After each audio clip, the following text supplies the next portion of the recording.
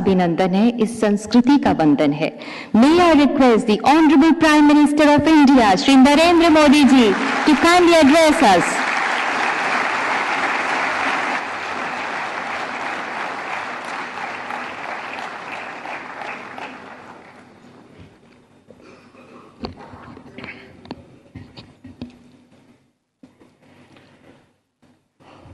भारत के मुख्य न्यायाधीश श्रीमान डी.वाई. चंद्रचूड़ जी, केंद्रीय कानून मंत्री मेरे साथी श्री अर्जुन राम मेघवाल जी, यूके के Lord chancellor mister Alex shock, attorney general, solicitor general, supreme court के अन्य सभी माननीय जजेस, बार काउंसिल के चेयरमैन और सदस्य, विभिन्न देशों से आए हुए प्रतिनिधिगण, राज्यों से आए प्रतिनिधिगण, देवी और सज्जनों, दुनिया भर की लीगल फ्रेटर्निटी के दिग्गज लोगों को मिलना, उनके दर्शन करना, ये मेरे लिए एक सुखद अनुभव है।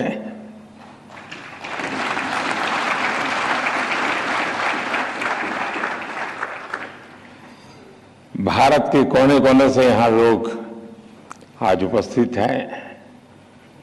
इस कॉन्फ्रेंस के लिए लॉर्ड चांसलर ऑफ इंग्लैंड और बार एसोसिएशन ऑफ इंग्लैंड के डेलीगेट्स भी हमारे बीच हैं। इसमें कॉमनवेल्थ कंट्रीज और अफ्रीकन कंट्रीज के प्रतिनिधि भी हिस्सा ले रहे हैं। एक तरह से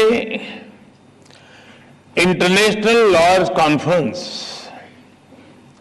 वसुधैव कुटुंबकम की भारत की भावना का प्रतीक बन गई है। इस कार्यक्रम में आए हुए सभी इंटरनेशनल गेस्ट का मैं भारत में हृदय से बहुत बहुत स्वागत करता हूं।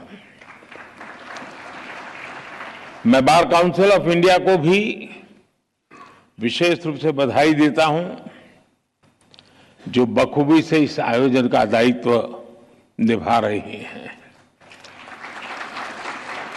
साथियों, किसी भी देश के निर्माण में वहां की लीगल फ्रेटर्निटी की बहुत बड़ी भूमिका होती है। भारत में वर्षों से जुडिशरी और बार भारत की न्याय व्यवस्था के संरक्षक रहे हैं। हमारे जो विदेशी मेहमान यहां हैं, उनमें एक बात खास तौर पर बताना चाहता हूं। कुछ ही समय पहले भारत ने अपनी आजादी के 75 साल पूरे किए हैं और आजादी की इस लड़ाई में लीगल प्रोफेशनल्स की बहुत बड़ी भूमिका रही है।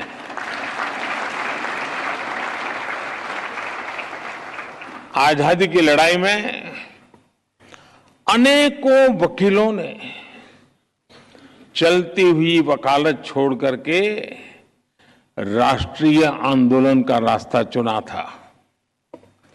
हमारे पूज्य राष्ट्रपिता महात्मा गांधी, हमारे संविधान के मुख्य शिल्पी बाबा साहब आंबेडकर, देश के पहले राष्ट्रपति डॉक्टर राजेंद्र प्रसाद, देश के पहले प्रधानमंत्री पंडित जवाहरलाल नेहरू, देश के पहले गृह मंत्री सरदार वल्लभ भाई पटेल, आजादी के समय देश को दिशा देने वाले लोकमान्य तिलक हो, वीर सावरकर हो, ऐसे अनेक महान व्यक्तित्व भी वकील ही थे।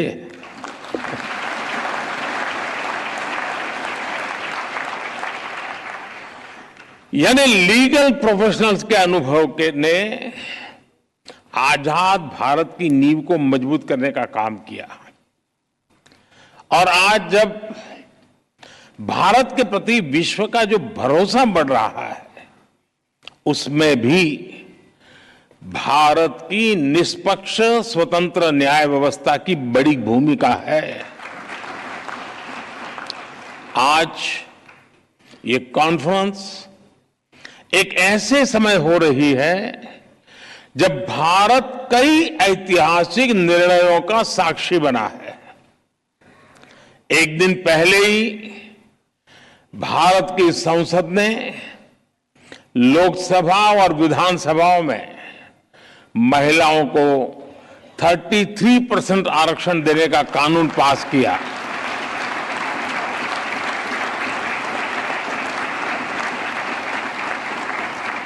नारी शक्ति वंदन कानून भारत में वुमेन लेड डेवलपमेंट की नई दिशा देगा, नई ऊर्जा देगा।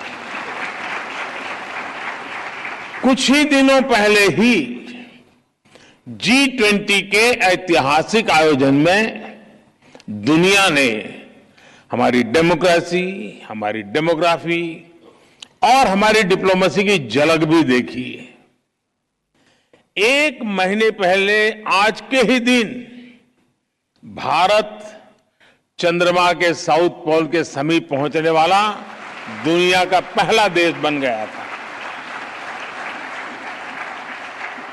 ऐसी अनेक उपलब्धियों के आत्मविश्वास से भरा भारत आज 2047 तक विकसित होने के लक्ष्य के लिए मेहनत कर रहा है और निश्चित तौर पर इस लक्ष्य की प्राप्ति के लिए भारत को एक मजबूत, निष्पक्ष, स्वतंत्र न्यायिक व्यवस्था का आधार चाहिए। मुझे विश्वास है इंटरनेशनल लॉयर्स कॉन्फ्रेंस इस दिशा में भारत के लिए बहुत ही उपयोगी साबित होगा। मैं आशा करता हूं कि इस कॉन्फ्रेंस के दौरान सभी देश एक दूसरे की बेस्ट प्रैक्टिसेस से काफी कुछ सीख सकेंगे। फ्रेंड्स, 21वीं सदी में आज हम एक ऐसी दुनिया में रह रहे हैं जो डीपली कनेक्टेड है।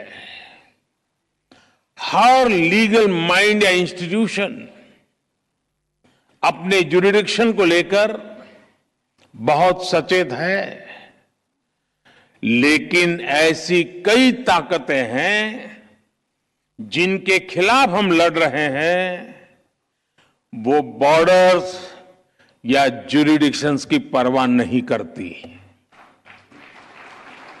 और जब खतरे ग्लोबल है तो उनसे निपटने का तरीका भी ग्लोबल होना चाहिए।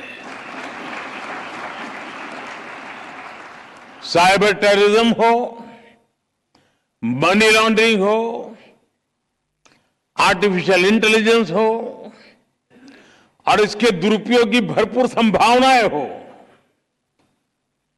ऐसे अनेक मुद्दों पर सहयोग के लिए ग्लोबल फ्रेमवर्क तैयार करना सिर्फ किसी शासन या सरकार से जुड़ा मामला नहीं है। इसके लिए अलग अलग देशों के लीगल फ्रेमवर्क को भी एक दूसरे से जुड़ना होगा। जैसे हम एयर ट्रैफिक कंट्रोल के लिए मिलकर काम करते हैं। कोई देश ये नहीं कहता तुम्हारा कानून तुम्हारे यहां, मेरा कानून मेरे यहां। जी नहीं, फिर किसी का जहाज उतरेगा ही नहीं। हर कोई common rules and regulations, protocols का पालन करता है। उसी तरह हमें अलग अलग डोमेन में ग्लोबल फ्रेमवर्क तैयार करना ही पड़ेगा। इंटरनेशनल लॉयर्स कॉन्फ्रेंस इस दिशा में अवश्य मंथन करना चाहिए, दुनिया को नई दिशा देनी चाहिए। साथियों, एक अहम विषय ऑल्टरनेट डिस्प्यूट रिजोल्यूशन, एडीआर का है। तुषार जी ने इसका काफी वर्णन भी किया। कॉमर्शियल ट्रांजैक्शन की बढ़ती कॉम्प्लेक्सिटी के साथ दुनिया भर में एडीआर का चलन भी तेजी से बढ़ा है। मुझे बताया गया है इस कॉन्फ्रेंस में इस विषय पर भी विस्तार से बात होने वाली है। भारत में तो सदियों से पंचायत के जरिए विवादों के निपटारे की व्यवस्था रही है, हमारे संस्कार में रहा है। इस इनफॉर्मल व्यवस्था को एक व्यवस्थित रूप देने के लिए भी भारत सरकार ने मीडिएशन एक्ट बनाया है। भारत में लोक अदालत की व्यवस्था भी विवादों को हल करने की दिशा में बड़ा माध्यम है। और मुझे याद है मैं जब गुजरात में था तो एवरेज एक मामला का न्याय होने तक सिर्फ 35 पैसे का खर्च होता था, 35 पैसे। यानी ये व्यवस्था हमारे देश में होती है। पिछले 6 साल में करीब 7 लाख केसेस को लोक अदालतों में सुलझाया गया है। साथियों, जस्टिस डिलीवरी का एक और बड़ा पहलू है जिसकी चर्चा बहुत कम हो पाती है, वो है भाषा और कानून की सरलता। अब हम भारत सरकार में भी सोच रहे हैं कि कानून 2 प्रकार से प्रस्तुत किए जाए।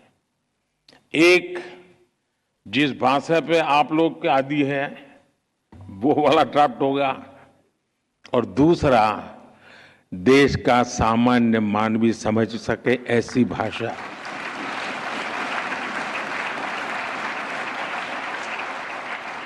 उसको कानून भी अपना लगना चाहिए।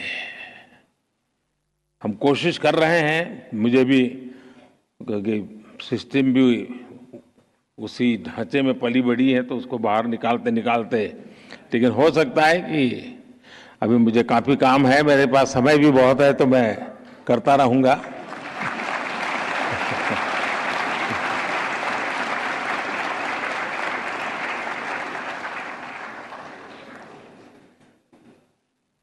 कानून किस भाषा में लिखे जा रहे हैं, अदालती कार्यवाही की भाषा में हो रही है, ये बात न्याय सुनिश्चित कराने में बहुत बड़ी भूमिका निभाती है।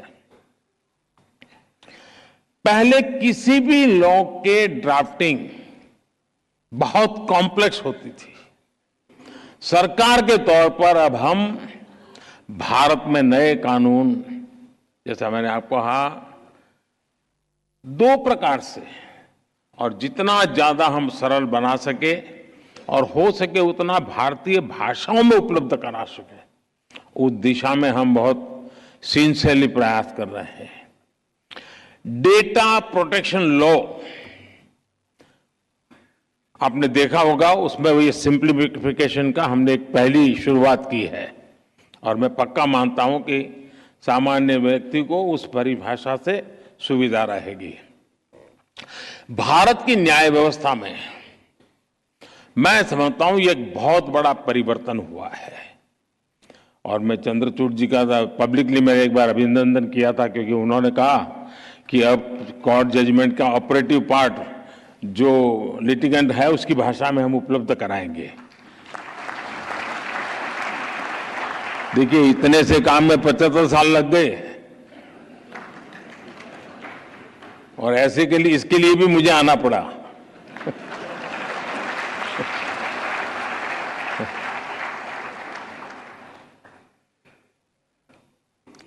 मैं भारत के सुप्रीम कोर्ट को इसके लिए बधाई दूंगा कि उसने अपने फैसलों को कई स्थानीय भाषाओं में भी अनुवाद करने की व्यवस्था की है। इससे भी भारत के सामान्य व्यक्ति को बहुत मदद मिलेगी। कोई पेशेंट हो ना, अगर डॉक्टर भी पेशेंट की भाषा में उसे बात करें तो आधी बीमारी यूं ही ठीक हो जाती है।